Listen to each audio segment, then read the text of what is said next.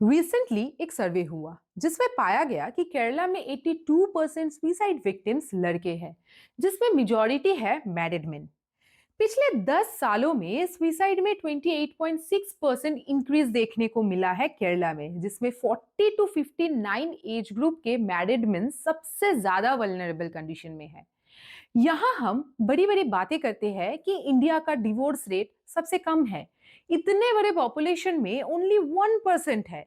लेकिन तो फिर ये मैरिड बंदे मर क्यों रहे हैं? कुछ तो होगा। एक्चुअली ना कुछ नहीं, बहुत सी चीजें हैं। हमारे laws, stringent family laws against men, फिर मेंटेनेंस, जेल और भी काफी कुछ। लेकिन हाल ही में एक रिमार्केबल डिसीजन आया है डीएनए टेस्ट को लेकर।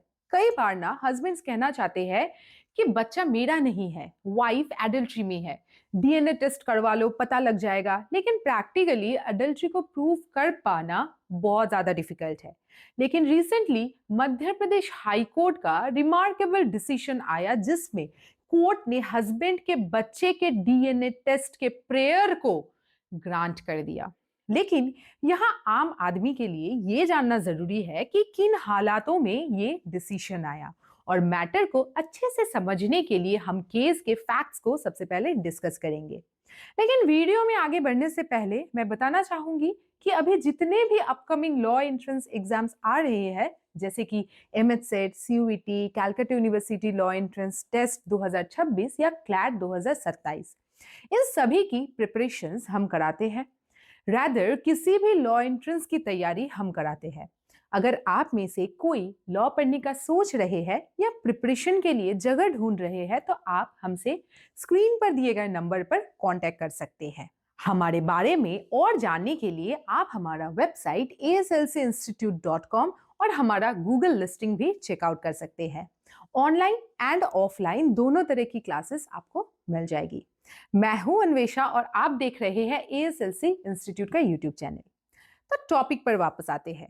ये डिस्प्यूट तब शुरू होता है जब 2019 में एक आदमी डिवोर्स पिटीशन फाइल करता है अपने वाइफ के अगेंस्ट, और वो भी एडल्ट्री के ग्राउंड्स पे।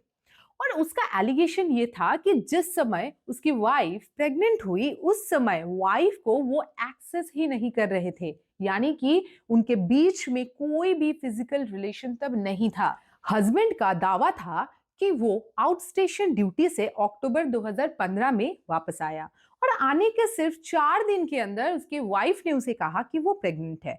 और उस दिन से 8 महीने के अंदर वो बच्चा पैदा हुआ, और मेडिकल कंसल्टेशन से हस्बैंड को यह पता लगा कि उन 4 दिनों के अंदर वो कंसेप्शन नहीं हो सकता, क्योंकि कंसेप्शन के एटलीस्ट 20 से 30 दिन के बाद पता लगता है कि कोई वुमन प्रेग्नेंट है या नहीं। इन सब के बाद हस्बैंड ने वाइफ के एडल्ट्री को प्रूव करने के लिए कोर्ट से डीएनए टेस्ट करने के लिए परमिशन मांगी। लेकिन इसके खिलाफ वाइफ ने आर्ग्यूमेंट दिया था कि डीएनए टेस्ट से उसकी राइट टू प्रिवेसी ब्रीच होगी, और साथ में उस बच्चे के आइडेंटिटी पर सवाल उठेगा। और साथ में एविडेंस एक्ट का सेक्शन 112 वाइफ के फेवर में ये प्रिजम्पशन देता है कि अगर कोई बच्चा शादी के दौरान ही जन्म लेता है, तब मान लिया जाएगा कि वो उस मैरिड कपल का ही लेजिटिमेट चाइल्ड है।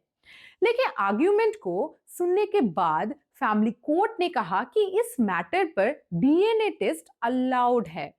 लेकिन वाइफ ने फैमिली कोर्ट के ऑर्डर के against Madhya Pradesh high court में चली गई, जहां कोर्ट ने फैमिली कोर्ट के डिसीजन को ही अपहोल्ड रखा और कहा कि किसी भी डाइवोर्स प्रोसीडिंग में बच्चे का डीएनए टेस्ट तब अलाउड होगा जब हस्बैंड उसे एडल्ट्री के लिए दोषी मान रहा है। कोर्ट ने कहा कि इस डाइवोर्स पिटीशन को एडल्ट्री के बेसिस पर फाइल किया गया है, ना कि ऐसे केस में जहां हस्बैंड बच्चे की पैटर्निटी को जानना चाहते हैं।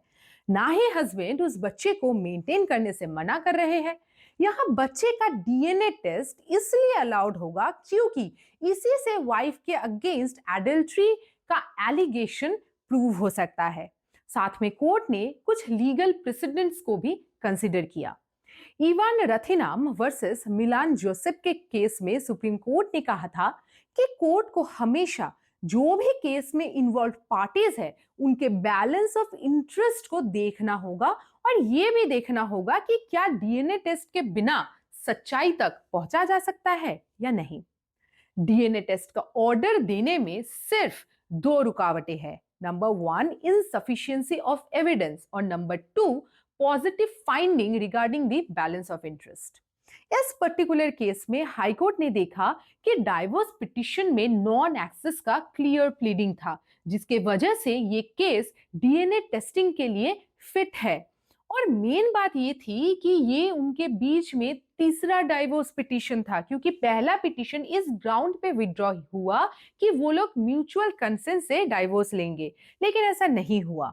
दूसरी बार हस्बैंड ने फिर डाइवोर्स फाइल किया, लेकिन वाइफ अपीयर ही नहीं हुई, और ये तीसरी बार था।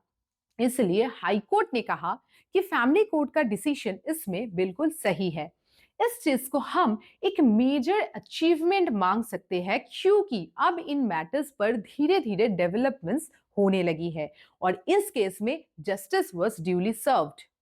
वरना तो ऐसे बहुत मैट्रिमोनियल डिस्प्यूट्स है जहां एडल्ट्री के केस होने के बावजूद भी केस कोर्ट में प्रूव ही नहीं हो पाता। आप इस जजमेंट के रिगार्डिंग क्या सोचते हैं, ये हमें कमेंट्स में जरूर बताना, और चैनल को सब्सक्राइब करके हमारे साथ जुड़ना मत भूलना। Thanks for watching.